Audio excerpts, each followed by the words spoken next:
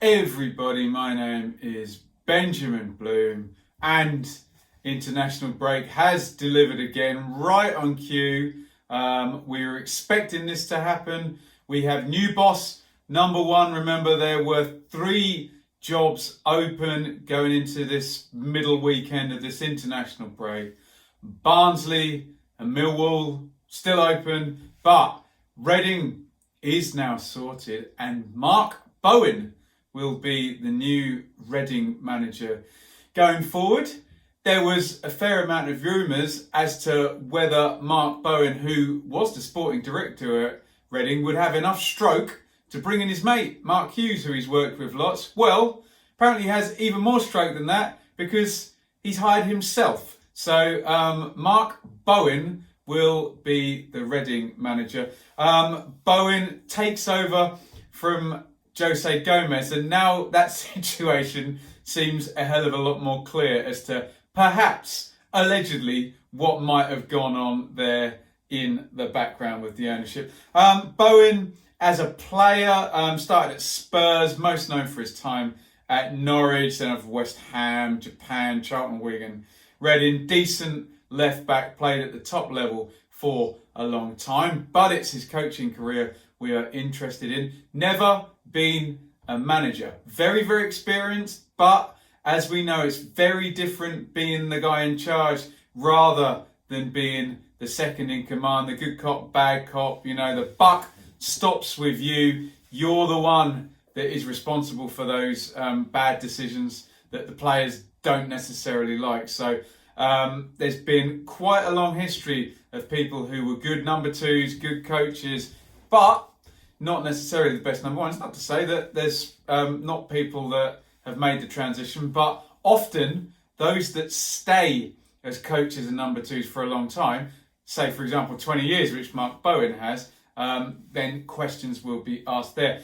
Started off coaching with his mate Mark Hughes at Wales, then went off to Palace and Birmingham with his other mate Steve Bruce. Hughes took him back to Wales, and then he's basically spent the last 15 years going wherever Mark Hughes went. Blackburn, where they did well at Wales, to be fair. Man City, where it's kind of a poison chalice because they were the first ones in under the Abu Dhabi money, and you know, we've just seen there was a whole different plan that maybe was a bit over the heads of Mark Hughes and Mark Bowen. Off they go to Fulham, where they did well. QPR was a bit of a disaster, wasn't it? Stoke, they had a couple of good finishes, and then Southampton, not so great. So the rumours, as we said, were that, will Bowen now try and get Hughes in and stay as sporting director?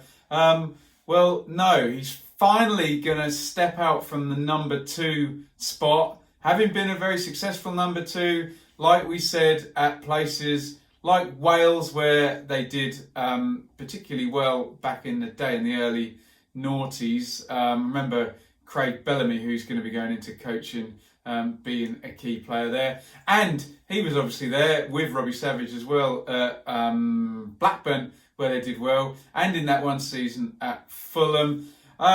Did in some way depulis Stoke and keep them moving, as we know it's difficult to follow that type of football there.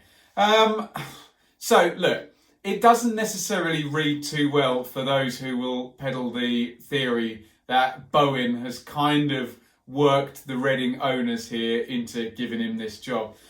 Jose Gomes came in December 2018. Bowen's not around at this point. He does his transfer window. Remember, they're under embargo. Lots of loanees. Nelson Oliveira, the key of them. Mijaria, Miazga coming in. In March, at the end of March, so a fair way through the season, Mark Bowen is brought in as a technical consultant. So a short contract to the end of the season, which at this point is only a couple of months. I don't know where they found him, what the link was to the Reading board, which was a joke with Mike Ashley would meet all the people he hired in casinos. So I don't know where the Reading guys found Mark Bowen. They survive, and Bowen then and the timeline is so weird. August the 21st is appointed the sporting director. So all the transfer deadline stuff that's happened prior to this, when was the transfer deadline? It was August the 8th. Bowen was not the sporting director then, he was the technical consultant. If we look at the model of Stuart Webber at Huddersfield and Norwich, who has been the best sporting director we've had here in the Championship, Webber got the players. So I do not know whether Mark Bowen is responsible for the signings that took place. George Puskás, Lucas João, Rafael, the goalkeeper, Ajaria came back, Miazga came back, Boye came in up front. A whole load of signings. We do not know whether they are Mark Bowen signings or whether he had the authority then to do that as technical consultant, or whether he then gained that authority after deadline day passed on August the 21st. What a mess. We then go on. August the 21st, funnily enough, is the end, it's the middle of Reading's really good week where I got excited and they got 7 points. And I thought, okay, are things now going to be turning up for Jose Gomes? What does happen is that pretty much days after Bowen becomes the sporting director, Reading then go on their terrible, terrible run, which does coincide, and I'm proper conspiracies, hearsay, rumour, innuendo, ahoy, where Gomes loses the senior players. I can see what a lot of you are probably thinking. Now, 7 without a win. We go into international break number 2, also known as the manager's graveyard in the Championship, and Gomes is fired. To quote Stormzy, this looks very, very murky, doesn't it? Because surely a sporting director would have a say in the firing of a manager. At some places, they would have all the say in the firing of the manager, run it up the flagpole. I guess the owner of CEO, whatever, has the final decision. But you would expect if you're using a sporting director, well, there's not much point them being there if they don't have a massive say in decisions like this. So we have a situation where Jose Gomes was hired in December. Someone was brought in over his head as a technical consultant. I don't know whether this technical consultant had a say in the players that came in. In they come. He's then made sporting director, who you certainly would think had a say in players. And then the manager is fired. Okay, that's one thing. And then we all expect Mark Hughes to be brought in because he's Mark Bowen's mate and he's available. But now what it looks like, and I could be wrong, is that Mark Bowen has essentially worked his way in as a consultant and the sporting director, fired the incumbent manager, and then appointed himself. This really does look strange, doesn't it? The cynic in me says he's gone in, he's worked the owners, and Jose Gomes has been quite unfortunate here because there's going to be rumours immediately that Mark Bowen's been a bit of a snake here and he's politicked his way into Jose Gomes' job. We did say, watch back my video from only a week ago, that Gomes did look pretty hard done to. He'd been there, he'd kept them up, he'd got his players, and it's seemed pretty much on the basis of a 7-game run. That seemed odd. That seemed tough. Well, if it's predicated this sacking now on the basis that the guy sacking him wanted the job, that would tend to make a whole lot more sense. So, it looks murky. Nonetheless, Mark Bowen is in there. He's Reading manager. There's been quite a few Reading managers in the past few years. If we wind it back, it was Paul Clement before Jose Gomes as well. He didn't last long. Steve Clarke didn't last long before him, if I'm getting all my Reading managers in the right order.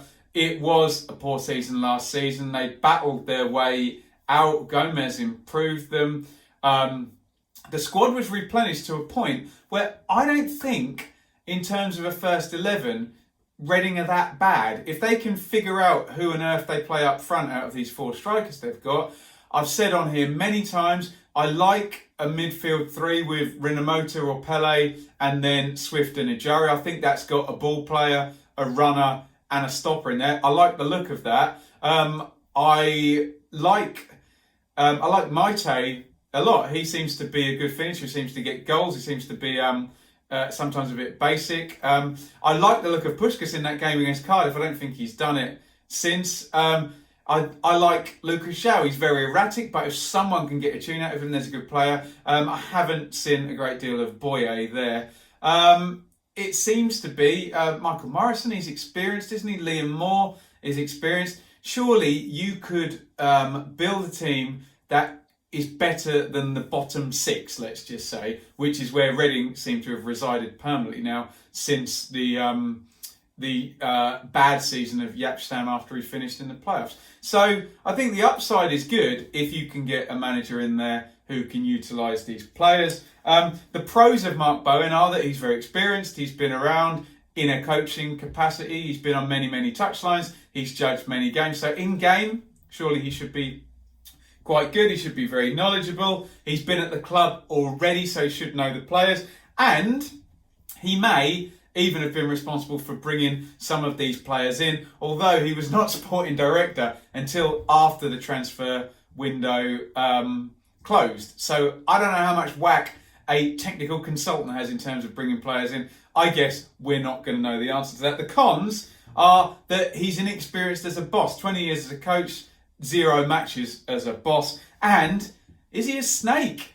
Has he worked his way into this position and kind of thrown Jose Gomes under the bus a little? Gomes seems to appear a very sympathetic figure in all of this. Now, how will this go?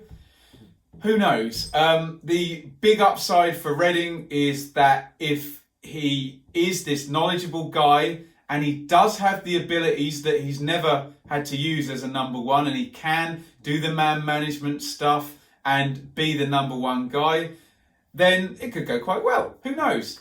He could be a good tactician. Surely he's going to have some tactical knowledge and some in-game knowledge and some coaching knowledge after doing it for 20 years. You know, it would be churlish of us to say that he wouldn't have that side. It's just marrying it up. People still accuse people like Steve McLaren of this. Brilliant coach, but not a number one. Who knows? The downside is that he has got there by snaky, murky methods. He doesn't have the abilities as a number one, and it's not going to go well at all. And it could get a bit combustible there if it doesn't go well, let's just say. Because I think the fans, from what I've read on Twitter today, are a little bit suspicious of Bowen. That said, the one thing that will stop fans being suspicious of anything are 3 points on the board quite regularly. So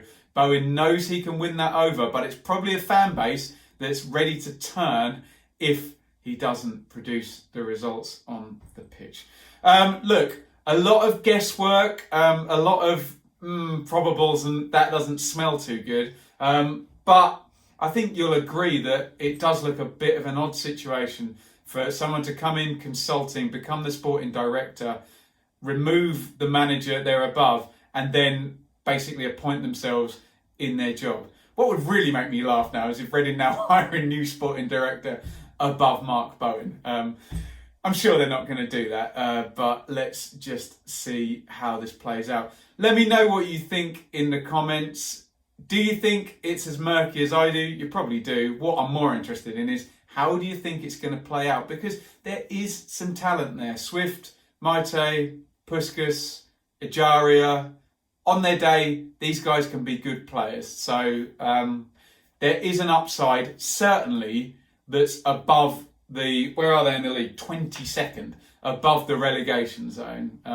And as Reading fans, do you want to constantly be churning managers every year now and just avoiding relegation? That's not sustainable. And when it does snap, that could be a pretty big bust, couldn't it?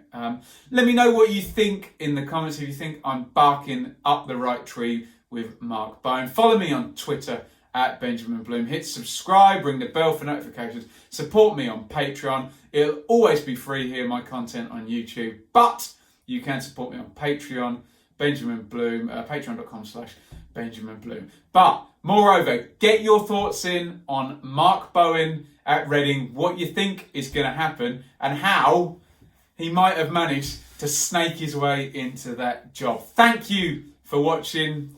Over and out.